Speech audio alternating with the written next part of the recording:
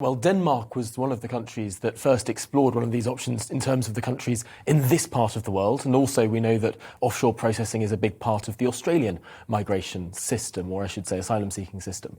Really what we're looking at here is sort of working age males who are coming across in small boats will be the ones who are most flown off to Rwanda to be processed, obviously for this 5-year deal to see how this works to start with. But ultimately, what we see currently with those going across in small boats is a split. Some would say about 2/3 of those actually have their asylum granted and about 1/3 don't. But currently we don't really have the processes to deal with the third that don't. They end up staying in the UK. We don't have the deals with France, for example, to send people back. It's very tricky within the realms of international law in terms of what you do with people once they're in the country. So the idea is by having an international treaty with another country, a third country, whereby this stuff can be processed, we won't have this legal limbo of people stuck within the United Kingdom who haven't had their asylum. So as soon as if they make it to Britain safely,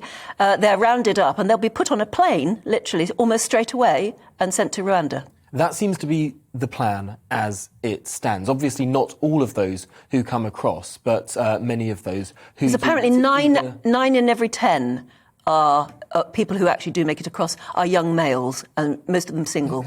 Certainly, and that's why people have a great concern, because there's a distinction, of course, between genuine asylum seekers and those who are economic migrants. And a lot of people are concerned that the big increase in people coming across, around 600 on small boats just yesterday, it's a huge increase in numbers, and many people are concerned that these numbers include people who aren't genuine asylum seekers, but who are looking to make a better life for themselves and are choosing to do a non-approved route to do so. I think one of the big aims of this scheme, which is being announced concurrently, Priti Patel will be in Rwanda and Boris Johnson will be down in Dover.